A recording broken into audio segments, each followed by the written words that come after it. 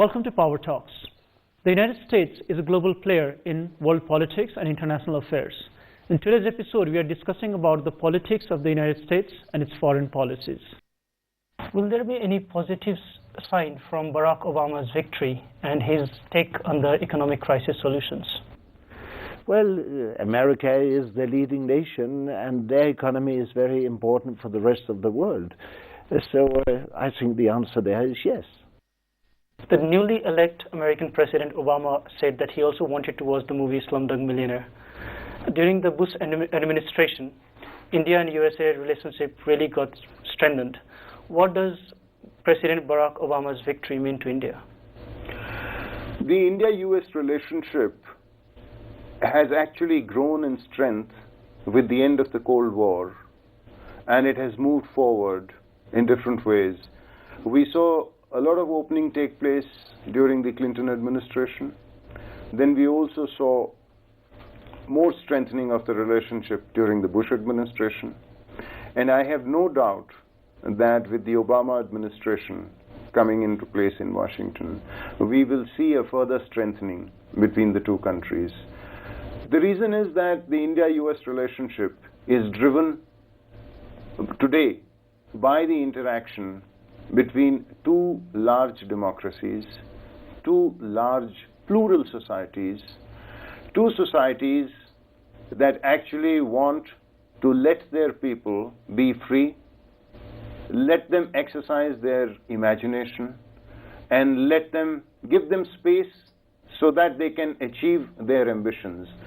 And these are two countries, therefore, that feel that in that context, there is a lot of give and take. Don't forget, there are 2 million Indian Americans who hold very high positions in the corporate sector, in the education field, and now also there are some like Bobby Jindal, who's considered to be one of the youngest governors, and he belongs to the Republican Party. Similarly, there are other Indian Americans who are in the Democratic Party and who are involved in policy-making work. So I have no doubt that we will see this relationship become stronger during the Obama administration. France was one of the founding members of NATO. After 43 years of withdrawal, France is rethinking or contemplating on joining the NATO again. Why now? What happened is in 1966, France decided to let the Supreme Command in Europe of NATO. Why? Because at this time we had a very real concern about our sovereignty and the sovereignty of NATO, maybe, over the French nuclear weapons and the French nuclear program. But 43 years later, the situation is completely different. The world has changed. The President Sarkozy recently confirmed that he wanted, his will, that France retakes all place within the North Atlantic Treaty. This is, I think, the first comment. You must imagine that in a strategic environment of relative power and new challenges as we have everywhere, like in Afghanistan and other countries, France needs a strong Europe and sure allies. We are a member of the Western Alliance. We have no doubt about that. And the European Union and NATO are the two pillars of the French policy of security. So it's why we want, the President Sarkozy wanted to stress about both these pillars, European defense policy and NATO. So over a comment that I could make about this decision to join I don't say to join NATO, but to join the integrated command of the alliance.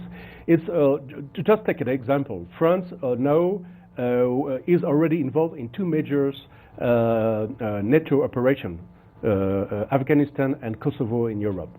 So joining the integrated command of NATO is just a logical decision. It's better for France, it's time and better for France to co-conduct the operation than just be a follower. It was just a decision of the President Sarkozy. The United States has gone through racial and gender discrimination since centuries. Until 1950s, there were separate schools for the black kids and the white kids. To what extent will Obama's victory as the president and the nomination or the appointment of Hillary Clinton as the Secretary of Department of State change that scenario? Well, I'll speak to the election of President Obama to begin. I talked to many people in the Middle East where I was traveling in the weeks before, and they said they had great respect for him, but it would not be possible that on election day he'd actually win the election. Even in the United States, on election day, many Americans who were in favor of Obama or who were in favor of Senator McCain didn't think it was possible. Whatever political party you were part of in the U.S., I think America felt very good about the reality that an African-American man had been elected president so soon after the racial divide you had talked about that had existed in our country, well into the 1960s, in fact, up until the Voting Rights Act of 1964. And so whatever one's political view, there was a realization that tremendous change had occurred, both in terms of racial relations in the United States and gender relations in the United States. And I'll let Dee answer regarding...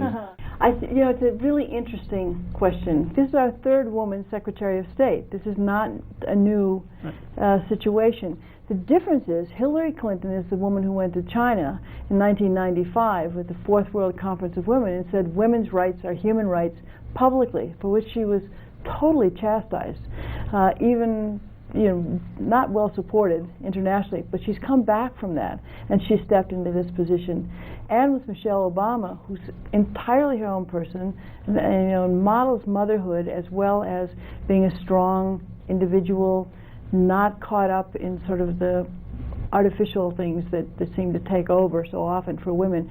I think the two of them can model a possibility. The United States is not particularly good at getting women into power positions in general, however. In 1975, we had about 12% women in power. Now we've only got about 18%, so it's not a huge jump. And Rwanda, the site of one of the worst genocides ever, now has the highest rate of women in the world. It's over 50% in their government, and they're having a somewhat successful transition, which again models that when women get into positions of power in sufficient numbers, real changes can be made to deal with the root causes of conflict that I mentioned before. And Santosh, I think what we see in the U.S. that's very encouraging on both the racial side and the gender side is you hear much less discussion of he's the black president or she's the female Secretary of State. And I think you see the younger generation in particular is far less concerned with these gender and racial limitations or labels. And I think over the next generation you're going to see a flood of new minority participants and women participants in government, which I think is a very good change for the country. The U.S. has its first black president. Nepal became republic recently, and we have our first president who is of Madhesi origin. Yes. There are speculations that the Dalit leader Mayawati might become a prospective prime minister in India. I mean, is 21st century the century of change? Well, you could argue that the 20th century had a lot of change in it as well. I think every century and participants who live in that century, citizens who live in that century, would attach particular importance to their century. But 9 years into this new century, it does appear that there is dramatic change going on worldwide. And part of that change, as you well know, is driven by youth participation in the process. So I think we are seeing previously marginalized groups, previously disempowered groups, whether they're youth or minorities, engaging much more actively in the system worldwide. Germany has been very supportive of the Millennium Development Goals of the United Nations. However, recently in Geneva, Germany withdrew itself from the UN Racism Conference. Why did Germany stop from participating in this such an important conference? Well, let me stress that the withdrawal was not an easy decision, and it was only taken on Sunday evening, the evening before the conference has started. But the German government had the concern that the conference was being misused as a platform for other than the intended interests. Germany is very ambitious to fight racism and discrimination and will continue to do so.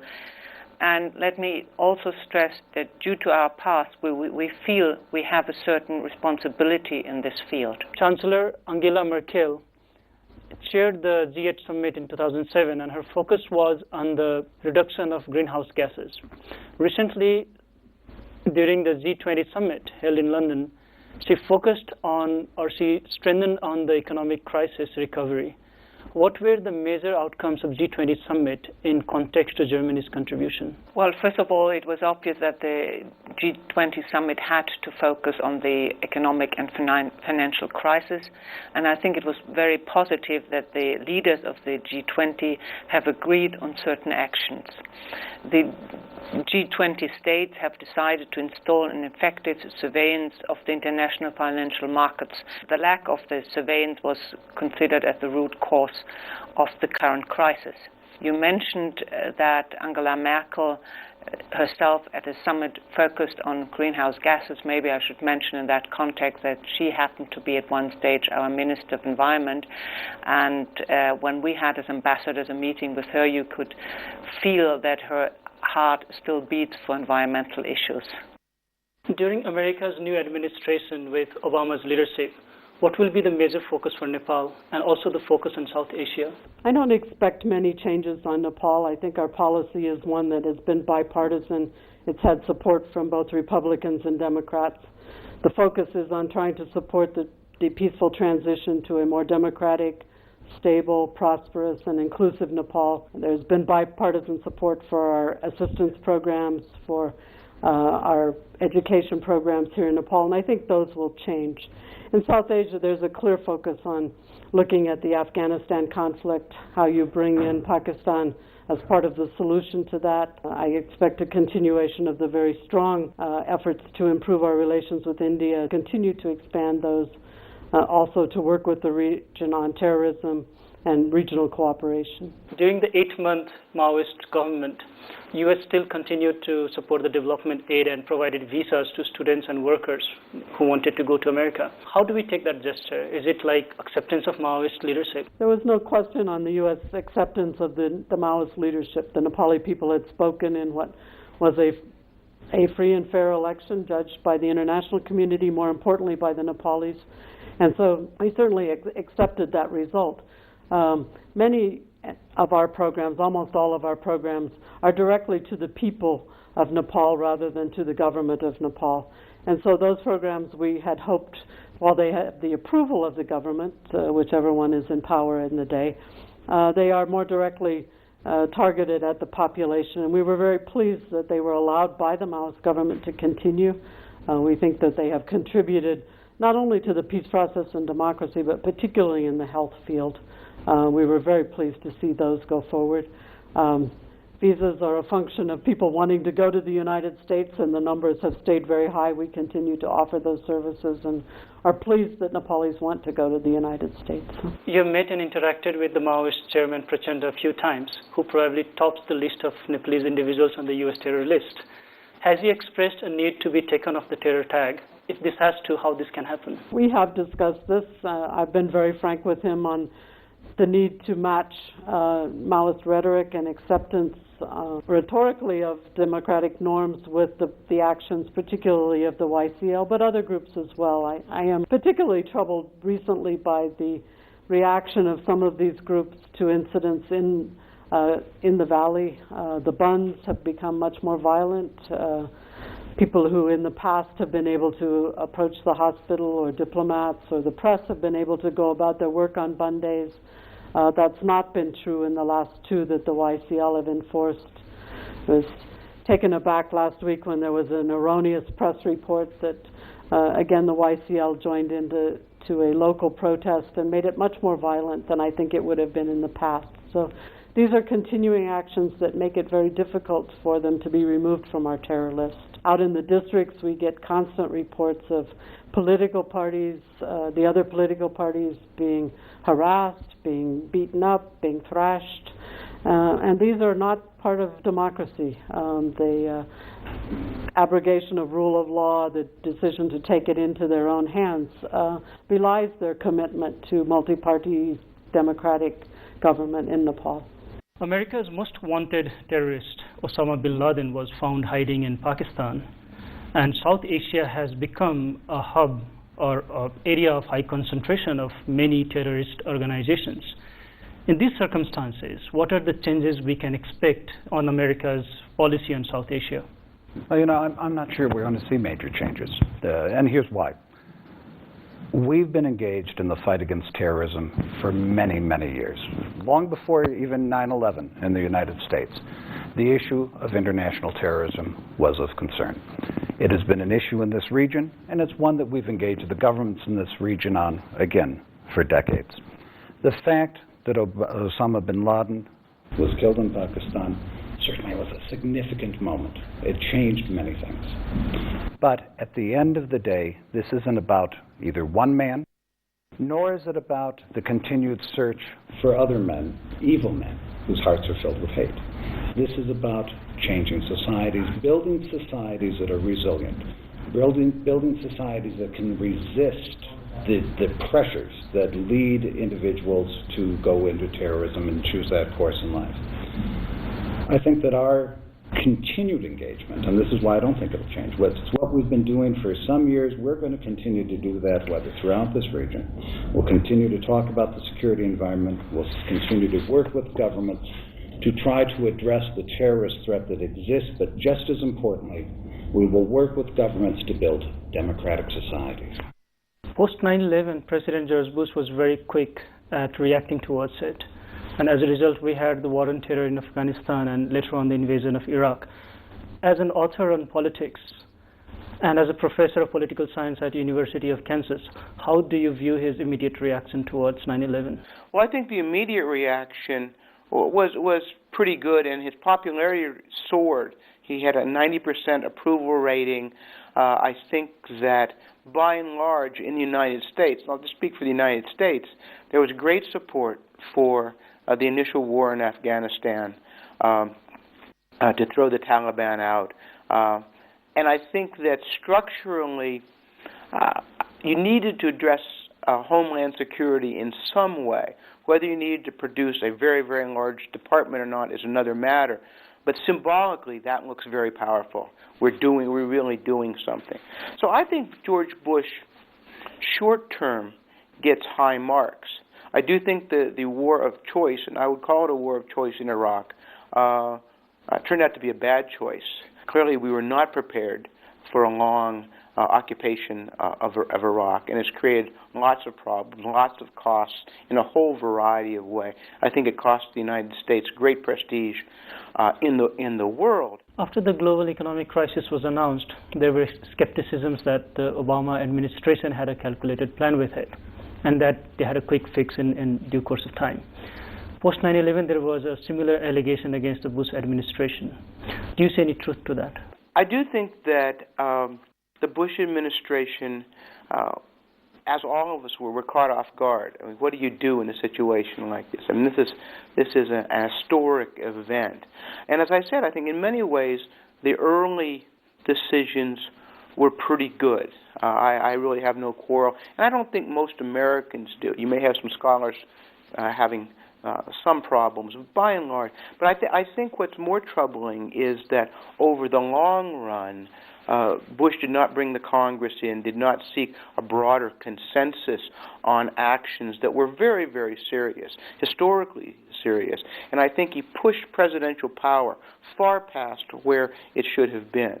And the presidency has grown over the last century, and no question about it. But I think Bush pushed it farther. Whenever he had a choice of doing something by executive order, and often in secret, he'd take it rather than consult with the Congress, even when the Congress was in Republican hands.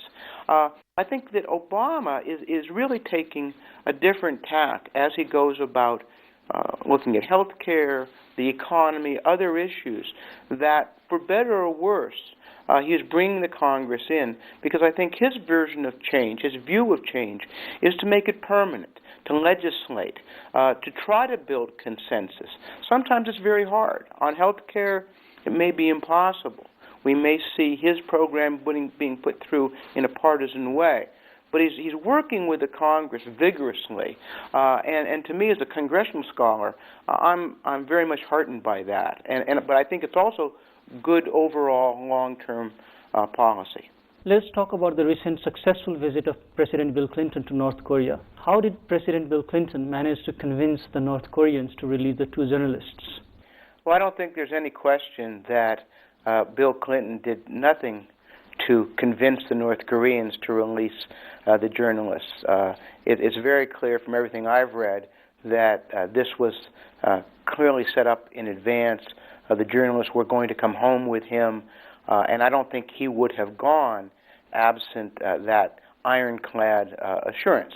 Now, obviously, something could go wrong at the very end, but I think that was clear from the beginning. So the key question is, what happened earlier on? How did the negotiations go forth? To what extent was the Obama administration involved? To what extent was Hillary Clinton involved?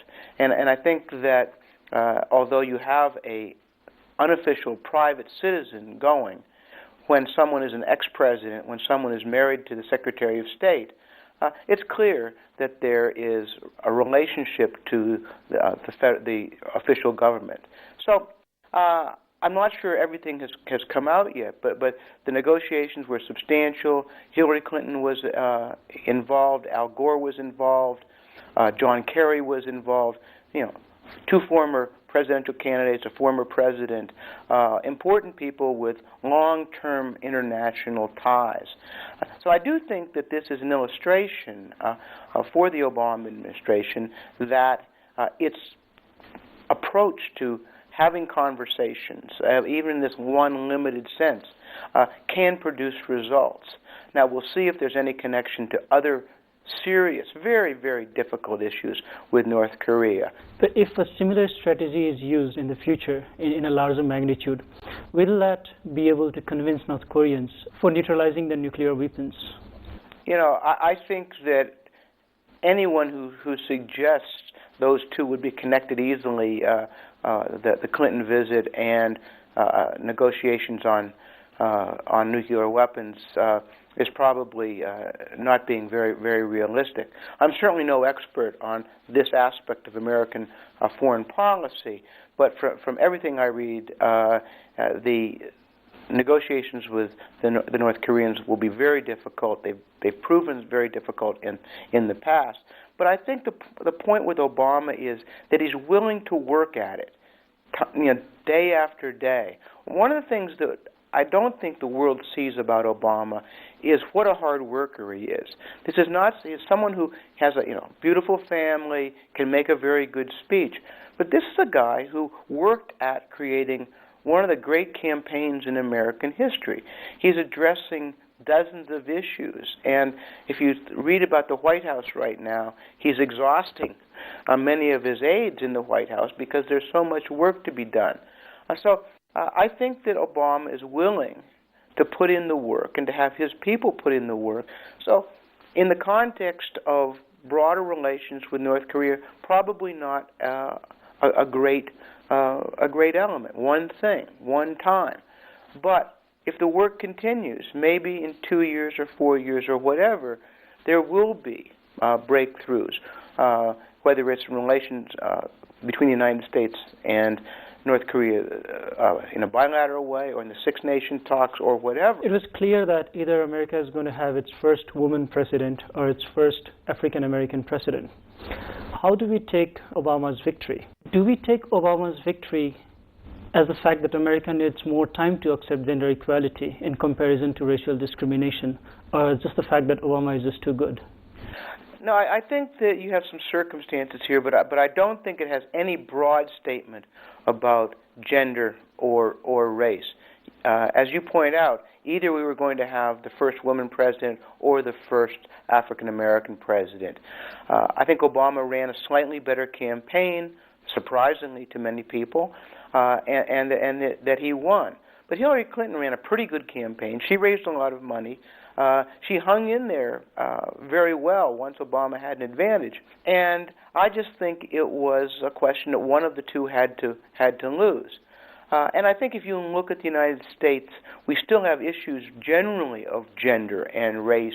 But I think that if anyone thinks that racial issues have been resolved more than gender issues, they're just not watching American politics, American society. I think race remains our biggest social issue in many ways. But I don't think that the election had much to do with it. What it does indicate is that the Democratic Party and the American people were ready to accept either an African American or a woman without question. So in 2013, do you see America finding its first woman president in Hillary Clinton? 2013? No. 2016, and I honestly feel that Hillary Clinton right now has none of those feelings. She's not making those kinds of political assessments. I think she can see that in her life, the future will take care of itself. She's a powerful person. She can have an impact, a great impact, and maybe at some point she would become president. And she'd certainly work very hard for it if the opportunity came. But I think that's right now way premature. As we all know, America acts like a big brother, and a couple of countries, or most of the countries around the world, feels bullied. During the President Obama's administration, will there be a change in that attitude? I think there already has been a change in the attitude. If you look at the polling data around the world, you see that Obama is extremely popular, more popular than he is in the United States, honestly, number one. But number two, Obama has helped move respect for the United States upward around the world. Now, not as much as his popularity far transcends that of the United States.